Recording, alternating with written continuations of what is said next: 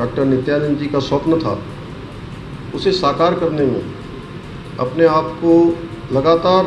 उस काम में लगाने वाले हमारे प्रांत प्रचारक आदरणीय युद्धवीर जी, श्रीमान लक्ष्मी प्रसाद जायसवाल जी, आदरणीय सुरेंद्र जी, विजय स्नेही जी, लक्ष्मी प्रसाद जायसवाल जी, नीरज मित्तल जी, रवि देव आनंद जी, सुरेश सोयाल जी, जिनके बारे में अभी प्रोफेसर सुरेखा जी कह रही थी कि अपने को जैसे उन्होंने पूरी तरह से समर्पित कर दिया हो। डॉक्टर मुकेश गोयल जी, विनय गोयल जी, नंद किशोर जी, ऋषिराज जी, राम प्रकाश पैनोली जी, राजेश सेठी जी, मोहन पाठक जी, डॉक्टर प्रभाकर उनियाल जी, राजेंद्र चौहान जी, पृथ्वीधर काला जी, डॉक्टर मेधाव मेठाणी जी, यशोदानंद कोठियाल जी, राजकुमार टोक जी, doctor TP Joshi ji, doctor Devidatt चौनियाल जी, रमेश राणा जी, मदन सिंह चौहान जी एवं इस बहुत देर से मैं देख रहा था कि प्रोफेसर पुरोहित जी जो पूरे इस कार्यक्रम में इस सभागार में बैठे हुए जितने भी हमारे अतिथिगण आए हैं, वैज्ञानिक आए हैं, बहुत सारे विश्वविद्यालयों के कुलपतिगण आए हैं और विभिन्न क्षेत्रों में जिनकी अपनी विशिष्टताएं हैं, सभी इस कार्यक्रम में आमंत्रित हैं। जिन सबका यहाँ से सबका नाम लिया जाना संभव नहीं है। इस सभागार में बैठे हुए सभी हमारे विद्वज्जन, उन सबको जोड़ने का काम डॉक्टर पुरोहित जी के द्वारा किया जा रहा है। डॉक्टर पुरोहित जी, मैं सबसे पहले तो आज इस शानदार कार्यक्रम के लिए जिसमें आज डॉक्टर नित्यानंद जी जो एक हिमालय के, मैं कहूँ कि एक सही मायने में हिमालय ऊर्जा के प्रतीक थे और हिमालय पर किसी भी हलचल से पूरा विश्व प्रभावित होता है। इसलिए यह संस्थान आज बहुत ही अत्यंत महत्वपूर्ण है, जिसका आज हम सब के हाथों इसका लोकार्पण कराया गया है। मैं इसके लिए आप सभी को बहुत बधाई देता हूँ, बहुत शुभकामनाएं देता हूँ। और ये कार्यक्रम चूँकि काफ़ी दिनों से चल रहा था और मुझे भी आज बड़ी खुशी है कि मेरे हाथों ये कार्यक्रम हुआ और प्रोफेसर सुरेखा जी काफ़ी दिनों से लगी हुई थी और बड़ा लंबा उनका प्रयास रहा है इसमें। और संयोग से चूँकि बहुत दिनों से मैं भी सोच रहा था कि कैसे कार्यक्रम एडजस्ट होगा, कैसे नहीं होगा, लेकिन आज जो शुभ घड़ी आई और उसमें सभी लोग इसमें शामिल भी हुए। ऐसा लग रहा है कि बिल्कुल जो वो सोचते थे प्रोफेसर डॉक्टर नित्यानंद जी की जो सोच थी, उस सोच के अनुरूप इस सभागार का निर्माण हुआ है, इस सोच संस्थान का निर्माण हुआ है। डॉक्टर नित्यानंद जी के बारे में हम सब लोग भली भांति जानते हैं कि उनका पूरा जीवन अनुशासन, त्याग और एक कठोर परिश्रम जो उन्होंने हमारे सामने एक प्रेरणा के लिए छोड़ा, वो किसी से छुपा हुआ नहीं है। वो भूगोल के प्रोफेसर थे और वो हमेशा, जो एक दो बार मैं उनसे जब नज़दीक से मिला तो मुझे, चूँकि नरेश जी तो प्रेम बुढ़ाकोटी जी, नरेश जी, इनका तो लंबा सानिध्य रहा उनके साथ और उन्होंने बताया भी, प्रेम बुढ़ाकोटी जी नहीं बोले लेकिन मैं जानता हूँ अच्छी तरह से कि बहुत सारी छाप इनके ऊपर भी है, उनकी है। तो वो कहते थे कि जो क्लासरूम में बैठकर जो हम सीखते हैं, पढ़ते हैं, उससे जो है भूगोल को नहीं समझा जा सकता। भूगोल को समझने के लिए घूमना होगा, जाना होगा, लोगों से मिलना होगा और जन सहभागिता, उसमें जो भी काम हो जन सहभागिता के आधार पर हो और जो लोगों के विचार आए उसके आधार पर नीतियाँ बने, उसके आधार पर कार्यक्रम बने, उसके आधार पर राज्य हो, देश का विकास हो। आज हम लोगों ने भी इस दिशा में काम शुरू किया है कि अभी हमने पिछले दिनों विचारों की श्रृंखला बोधिसत्व कार्यक्रम हमारी सरकार ने शुरू किया कि जिसमें विभिन्न क्षेत्रों में जो हमारे आप जैसे महानुभाव जो यहाँ बैठे हुए हैं, जिनका अलग अलग क्षेत्रों में अलग अलग अनुभव है, विशिष्टताएं हैं, वैज्ञानिक हैं, कोई किन्होंने किन्हीं क्षेत्रों में काम किया है, किसी ने सस्टेनेबल डेवलपमेंट में काम किया है, माउंटेन में काम किया है, पर्यावरण के क्षेत्र में काम किया है, जल संरक्षण के क्षेत्र में काम किया है। उन सभी लोगों को लेकर एक विचारों की श्रृंखला हमने आयोजित करी है। 5 विचारों की श्रृंखलाएं हमने आयोजित की, जिसमें हमने नीति आयोग के उपाध्यक्ष, अब तो उनका कार्यकाल पूरा हो गया है, राजीव जी लगातार 3 कार्यक्रमों में आए। उनके साथ साथ बहुत सारे जो हमारे वैज्ञानिक हैं वो आए, भारत सरकार के सलाहकार आए, अनेकों क्षेत्रों में जिन्होंने पर्यावरण में, जल संरक्षण में और पौधारोपण के क्षेत्र में अलग अलग काम किए हैं। उन सभी को हमने उसमें आमंत्रित किया और उसके आधार पर जो डॉक्टर नित्यानंद जी सोचते थे, उनकी कल्पना में था कि उत्तराखंड और हिंदुस्तान आगे बढ़ना चाहिए, हमारा राज्य आगे बढ़ना चाहिए। उसको लेकर सबके विचार लेकर हम कैसे आगे बढ़ सकते हैं, कैसे हम जो राज्य की हमारी मूल अवधारणाएं थी, जो हमारे मूल स्रोत थे, उन स्रोतों को लेकर कैसे राज्य को आगे बढ़ा सकते हैं। उस क्षेत्र में हमने अभी इसकी शुरुआत की है। पहले हमने विचारों की श्रृंखलाओं से शुरू किया था कि हम विचारों की श्रृंखला आयोजित करके सभी के विचार लें और कैसे राज्य के विकास में, कैसे राज्य की राजस्व प्राप्ति में, कैसे राज्य के संरक्षण में, किस प्रकार से हम आगे बढ़ सकते हैं। और अब अभी हमारी नई सरकार का गठन हुआ है। नई सरकार के गठन के बाद हमने सबसे पहले, चूँकि ये बजट हमारा आने वाला है 3 महीने का, अभी हमारा बजट पीछे में चुनाव होने के कारण से नहीं हो पाया था, केवल 3 महीने का अनुदान के रूप में 3 महीने तक का बजट था, तो जून के महीने में अब बजट आने वाला है। तो उस बजट से पहले हमने उसकी शुरुआत की है। जो डॉक्टर नित्यानंद जी सोचते थे, जो उनके विचार में था कि सबके विचार लेकर,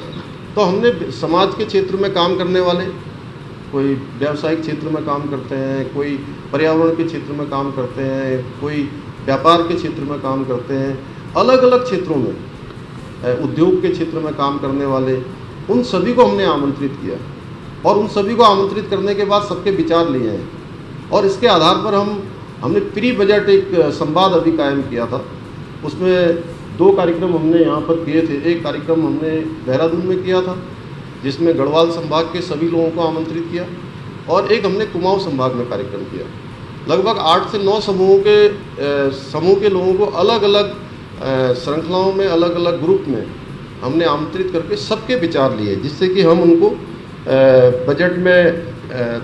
शामिल कर सकें, उनकी बातें उसमें रख सकें। जो समाज की क्रीम है, क्योंकि सबको बुलाया जाना संभव नहीं है,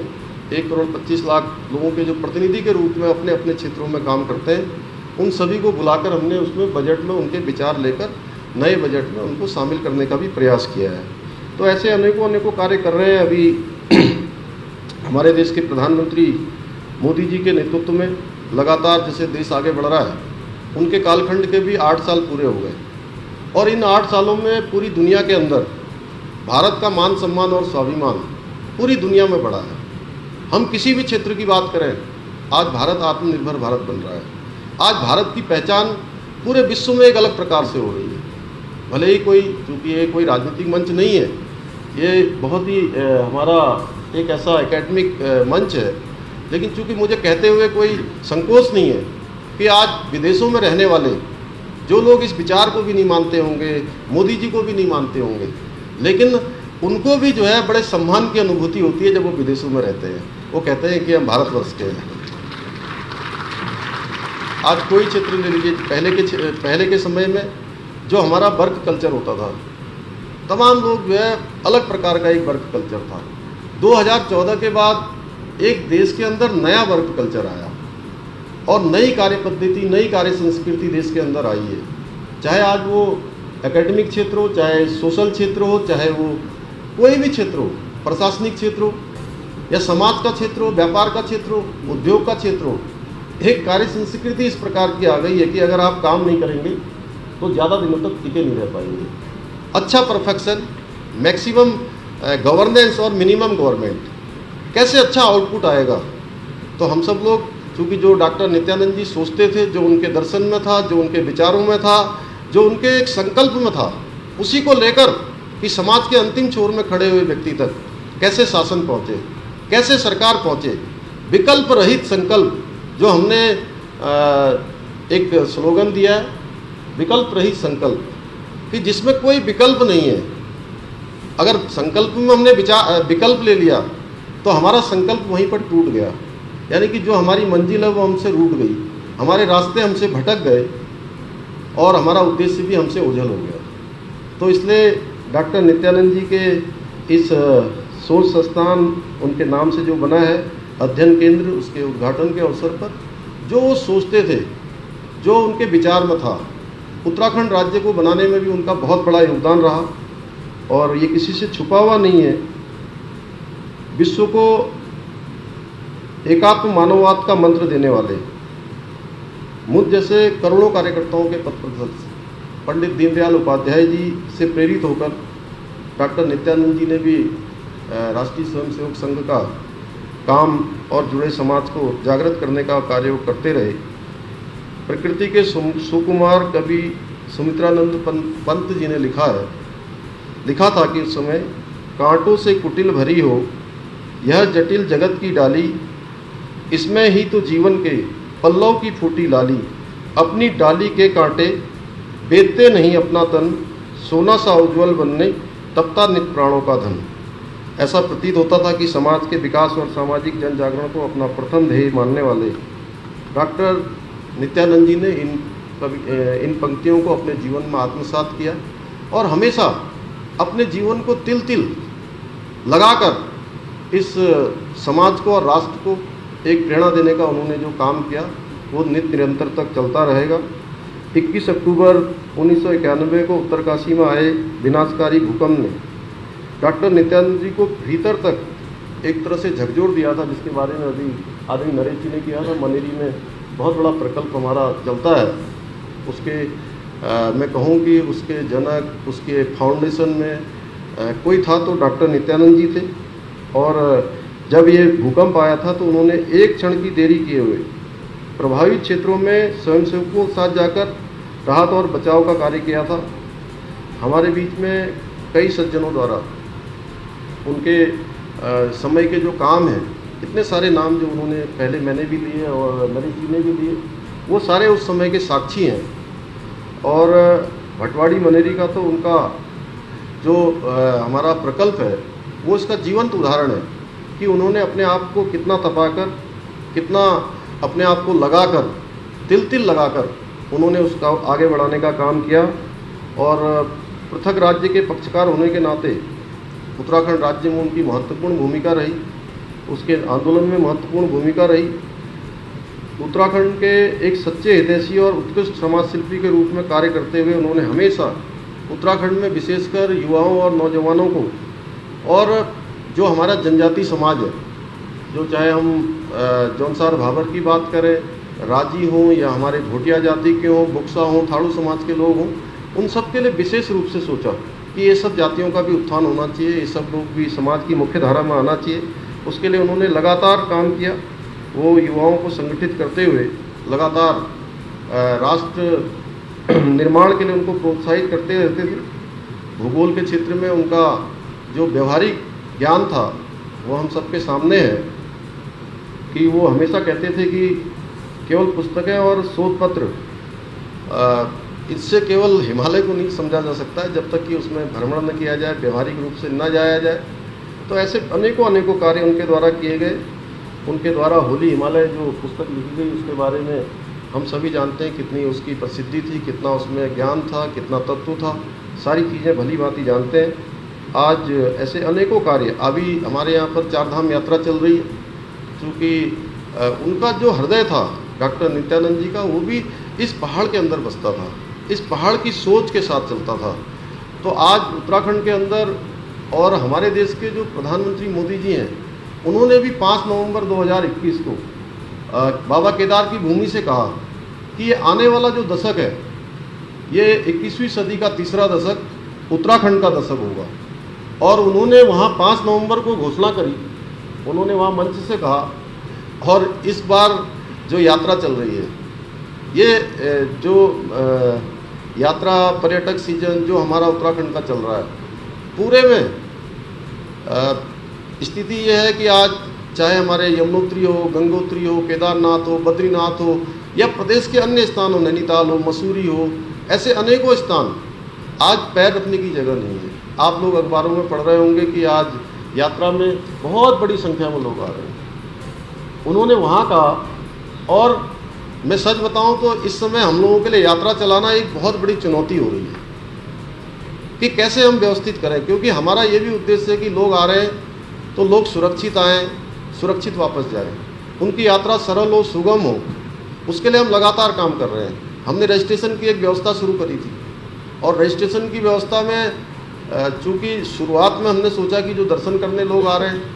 हमें इतना आभास ही नहीं था कि इतनी बड़ी संख्या आ जाएगी। कम से कम पिछले 2 साल पहले तक जो श्रद्धालुओं की संख्या होती थी उससे 5 गुना ज़्यादा। और पहले दिन जिस दिन केदारनाथ जी के कपाट खुले थे, बाबा केदार के जिस दिन कपाट खुले थे, रात को 12-1 बजे ये स्थिति हो गई कि जो है वहाँ 15,000 लोगों की, 16,000 लोगों की रुकने की व्यवस्था थी, और 22-23 हज़ार लोग वहाँ बाबा केदार में पहुँच गए। अब बड़ा मुश्किल था जब वहाँ से बताया गया कि इतने लोग आ गए और -डिग्री तापमान वहाँ पर, तो किसी तरीके से पहले दिन की यात्रा को व्यवस्थित किया गया। करते करते करते फिर हमने अभी बीच में पिछले 10 दिनों से लगातार हम सबसे अनुरोध कर रहे हैं, पूरे देश भर के लोगों से अनुरोध कर रहे हैं कि आप यात्रा में आइए, लेकिन यात्रा में आप तभी आइए जब 2 चीज़ें आपके पास हों। एक तो जो हमने रजिस्ट्रेशन की व्यवस्था करी है, उस रजिस्ट्रेशन में आपको यहाँ से अलाउ कर दें, और दूसरा आपके स्वास्थ्य का परीक्षण ठीक प्रकार से हो गया हो। अन्यथा आप लोग देख रहे होंगे कि कई बार कुछ अखबारों में निकल जाता है, टेलीविज़न पे निकल जाता है कि अभी यात्रा में आए हुए इतने लोगों की डेथ हो गई है, इतने लोग वो हो गए। एक भी किसी भी यात्रा में किसी का भी देहांत इस कारण से नहीं हुआ है कि कहीं पर यात्रा में अव्यवस्था हुई है। यात्रा में कोई अव्यवस्था नहीं हुई है, कोई स्वास्थ्य कारणों से लोग सीधे आते हैं। जैसे हाई टी पर चढ़ने से पहले थोड़ा एक बार जाते हैं ऊपर, मंदिर के ऊपर जाते हैं, तो जाने से पहले क्या है कि आप तो फोर्स के आदमी भी रहे हो, थोड़ा रुकना पड़ता है, एक दिन थोड़ा रुक जाए नीचे। लेकिन कुछ लोग क्या है, अब इतना अच्छा रोडें बन गई है यहाँ पर, बद्रीनाथ जाने के लिए ऋषिकेश से 6 घंटे में बद्रीनाथ जी पहुँच जाते हैं, सीधे ऊपर चढ़ जाते हैं। अब लोगों में इतनी हमारी आस्था और श्रद्धा का हमारा देश है, कोई कई बार इन चीज़ों को न देखते हुए सीधे सोचते हैं कि जल्दी भगवान के दर्शन कर लें, तो इस नाते कई बार दिक्कत हो जाती है। इसलिए मैं आप लोगों से, चूँकि बुद्धिजीवी लोग यहाँ बैठे हुए हैं, और जब बुद्धिजीवी लोग बैठे हों, विद्वज्जन बैठे हों, तो मैं हमेशा एक बात कहता हूँ कि बोलना बहुत ज़्यादा नहीं चाहिए। लेकिन फिर भी क्या है कि ये विषय ऐसा है कि मैं राज्य का मुख्य सेवक होने के नाते अभी हर पल चुनौती होती है, और मैं चाहता हूँ कि आप सबके माध्यम से पूरे देश में संदेश जाना चाहिए कि यात्रा अच्छी चल रही है। और माननीय प्रधानमंत्री जी ने अभी मन की बात में भी इसका उल्लेख किया है कि सभी लोग, चूँकि वो यात्रा का एक नियम है, यात्रा के नियम के साथ यात्रा के आचार व्यवहार भी हैं, उसके साथ साथ जो है साफ़ सफाई भी है, उन सभी पर सबको ध्यान देने की ज़रूरत है। बाकी सरकार की तरफ से जो भी अच्छी व्यवस्थाएं हो पा रही हैं, हम सभी उन व्यवस्थाओं को आगे कर रहे हैं, उन व्यवस्थाओं को अच्छा करने की कोशिश कर रहे हैं कि किसी को भी असुविधा नहीं होनी चाहिए। और ये यात्रा केवल उत्तराखंड राज्य की यात्रा नहीं है, अगर थोड़ा सा भी कुछ गड़बड़ होता है तो इसका मैसेज पूरी दुनिया के अंदर जाता है। आज अगर एक दिन जो है बीच में कुछ लोगों ने एक वीडियो डाल दिया, और उस वीडियो में दिखाया कि बहुत भीड़ मची हुई है, भीड़ तो हो रही है, लेकिन वो डाल दिया, भीड़ है तो कहाँ ले जाएंगे उसको, लोग आ रहे हैं तो कहाँ ले जाएं। लेकिन उसका ऐसा असर हुआ कि पूरे देश भर में ये हुआ कि यात्रा ठीक नहीं चल रही है, यात्रा ठीक नहीं चल रही है, जबकि यात्रा बिल्कुल सुव्यवस्थित चल रही है और 5-5 गुना ज़्यादा लोग आ रहे हैं। उसके बावजूद भी हमारा हर समय प्रयास है कि हर प्रकार से जो है यात्रियों को कोई परेशानी न हो, यात्री जो भी आएँ अच्छे से आएँ, अच्छे से वापस जाएँ। तो ऐसे अनेकों कार्य हम लोग कर रहे हैं। आज के इस अवसर पर मैं पुनः आप सभी को बहुत शुभकामनाएं देते हुए, और इसके आगे के विस्तार में जहाँ भी आवश्यकता पड़ेगी हम उसको निश्चित रूप से पूरी तरह से विश्वविद्यालय के साथ रहेंगे। प्रोफेसर सुरेखा जी जैसा कहेंगी, और हमने कुछ संकल्प भी लिए थे, चुनावों से पहले हमने संकल्प लिए थे। अभी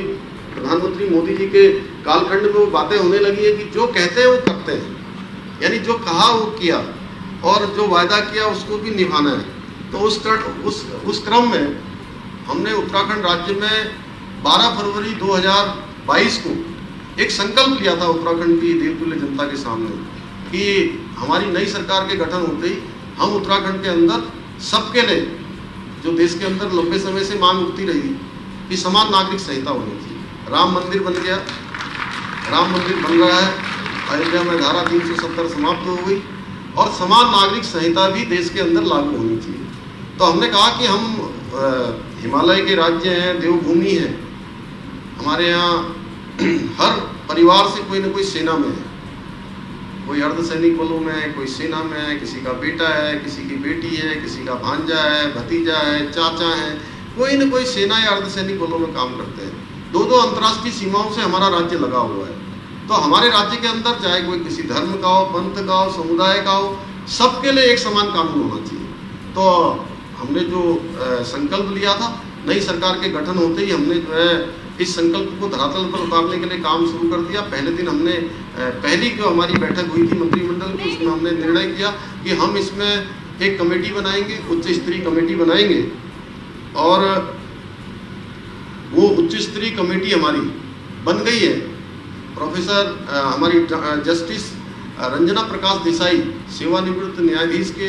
अध्यक्षता में एक हमने 5 सदस्यीय कमेटी बनाई है और उसमें हमारी प्रोफेसर सुरेखा डंगवाल जी भी है, तो 5 लोगों में।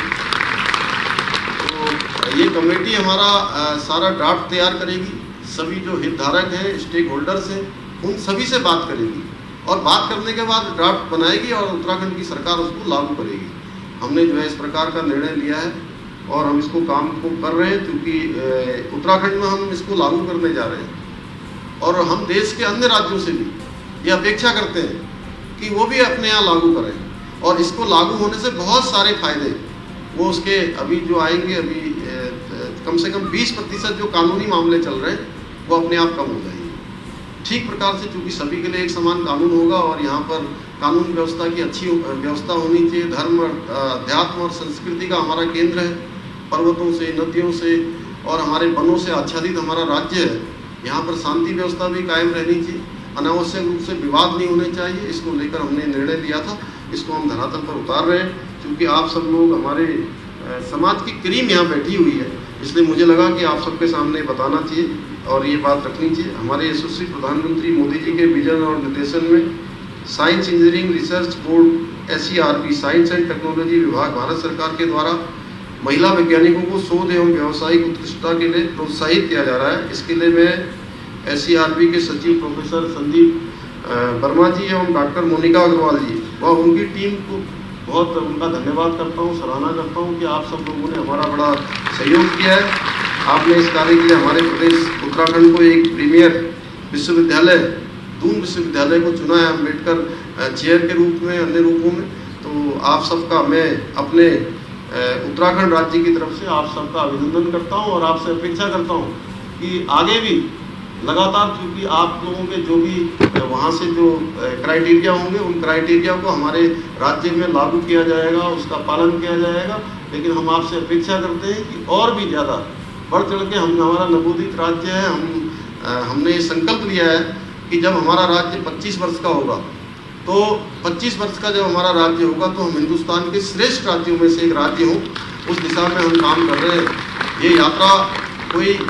किसी की व्यक्तिगत यात्रा नहीं है। मैं पुष्कर सिंह धामी अगर मुख्य सेवक हूँ तो ये कोई मेरी यात्रा नहीं है, मेरी निजी यात्रा नहीं है, ये हमारी सबकी सामूहिक यात्रा है। पूरे उत्तराखंड के 1 करोड़ 25 लाख भाई बहनों की यात्रा है। उस यात्रा को सबको गंतव्य तक पहुँचाने के लिए सबको कदम से कदम मिलाने हैं। एक साथ हम लोग कदम ताल करेंगे तो निश्चित रूप से हम अपने उद्देश्य को प्राप्त करेंगे। पुनः आज के अवसर पर आप सभी का धन्यवाद करते हुए और बहुत शुभकामनाएं देते हुए अपनी वाणी को विराम देता हूँ।